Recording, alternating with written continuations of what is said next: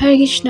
সবাইকে যোগিনী একাদশীর অনেক অনেক শুভেচ্ছা। তো আজকে আমি আপনাদের সাথে একাদশীর একটা সহজ খুবই সহজ, যারা রান্না পারেন না তারা দেখলেও পারবেন এমন একটি রান্না শেয়ার করতে যাচ্ছি। তো প্রথমে প্রেশার কুকারে আমাদের কিছু আলু সিদ্ধ করে নিতে হবে। এদিকে মিক্সচার বলে কিছু কাঁচা বাদাম, শুকনো মরিচ, আদা, জিরা সুন্দর করে পেস্ট করে নিতে হবে। কড়াই গরম হয়ে এলে তাতে সানফ্লাওয়ার তেল, তেজপাতা, শুকনো মরিচ, জিরা ফোড়ন দিয়ে পেস্ট করে রাখা বাদাম বাটাটি দিয়ে দিতে হবে।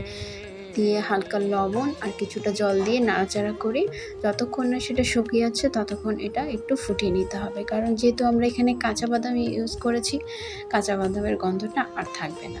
এরপর সিদ্ধ করে রাখা আলু কিছুটা জল দিয়ে ভালো করে নেড়ে চেড়ে যতক্ষণ না ফুটছে ততক্ষণ ফুটিয়ে নিতে হবে। ওয়েট, যারা একাদশী করছেন না তাদেরকে বলবো আপনারা আগামীতে একাদশী শুরু করে দেন এবং অবশ্যই আলুর এই সবচেয়ে সহজ রেসিপিটি আপনারাও বাসায় ট্রাই করবেন এবং ভগবানকে নিবেদন করবেন। হরি বল।